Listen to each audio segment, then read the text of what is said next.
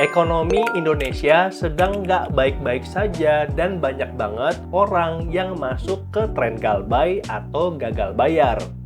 Tren yang menunjukkan bahwa ada sekelompok orang yang dengan sengaja ataupun tidak sengaja nggak bayar tagihan atau cicilan mereka di aplikasi pinjol khususnya peer-to-peer lending. Dan salah satu kasus yang lagi terjadi ditulis oleh Kak Dadang Suhanda yang meminta keringanan di tagihan Kredivo.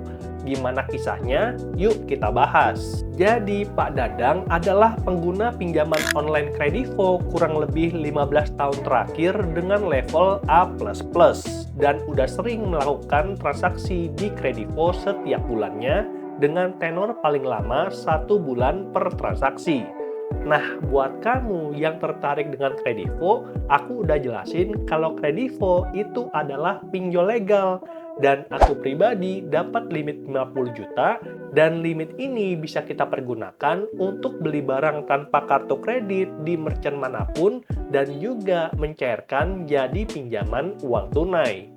Nah, untuk pinjamannya sendiri itu kita bisa dapatkan bunga 0% untuk tempo 30 hari atau 1,99% untuk pinjaman tunai. Lebih lanjut tentang Kredivo udah aku bahas di video ini, linknya ada di deskripsi. Oke, kita balik ke kasusnya. Jadi kurang lebih 2 bulan terakhir pada tahun 2025 saya mengalami kesulitan finansial karena faktor usaha yang terus menurun dan masalah keluarga yang menyebabkan saya belum bisa melunasi tagihan yang setiap hari itu bertambah tinggi. Dan ini adalah detail tagihan dari Pak Dadang. Kredivo GoPay 500.000, tagihannya 775.000, GoPay 500.000, tagihannya 775.000 lagi, dan udah jatuh tempo 70 hari lalu dan 71 hari yang lalu. Kemudian ada juga yang namanya pinjaman tunai Kredivas, tenor 9 bulan, tagihan 582.000, jatuh tempo 51 hari yang lalu. Jadi di sini ada beberapa dan kebanyakan kita bisa lihat itu untuk GoPay dan pinjaman tunai dan total tertagih 2.408.000. Nah, satu hal yang mau aku katakan teman-teman, memang yang namanya Kredivo itu bisa pinjamkan saldo ke GoPay, OVO ataupun Dana, tapi kita bisa lihat sendiri kalau bunganya itu cukup mahal. 500.000, tagihannya 775.000. Ini mungkin udah termasuk bunga dan juga denda ya. Tapi kalau kita butuh pinjaman tunai, aku pribadi menyarankan untuk ambil produk yang pinjaman tunai Kredivas.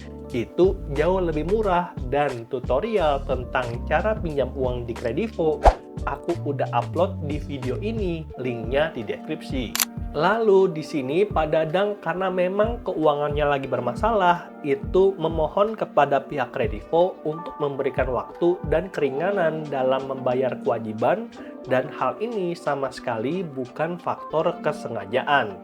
Besar harapan saya untuk pihak Kredivo dapat memahami situasi yang saat ini saya alami dan saya ucapkan terima kasih kepada pihak Kredivo yang sudah membantu saya dalam keadaan sulit.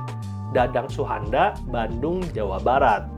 Nah, menarik nih kasusnya untuk kita bahas. Pertama-tama, aku mau menekankan dulu ketika kita ada utang di satu aplikasi dan nggak bisa kita bayar, jangan pernah gali lubang, tutup lubang. Ambil pinjaman baru untuk nutup pinjaman lama. Itu jangan pernah kita lakukan.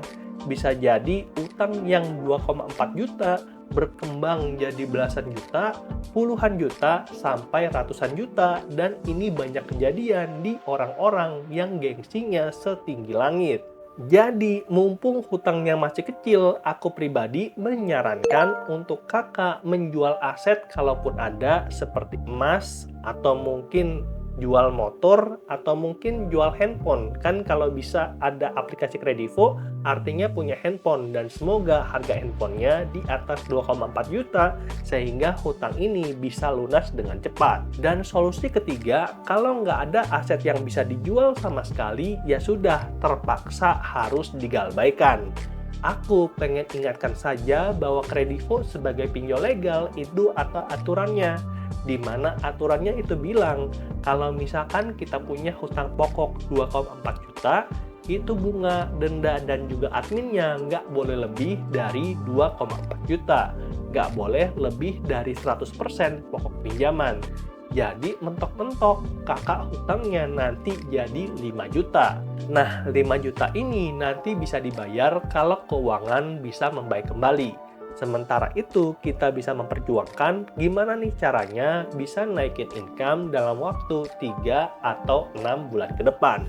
Oke, itu aja saran dari aku, dan kalau kamu ada yang mau nambahin, langsung aja tulis di komentar. Semoga bermanfaat dan sampai jumpa di video yang berikutnya. Bye!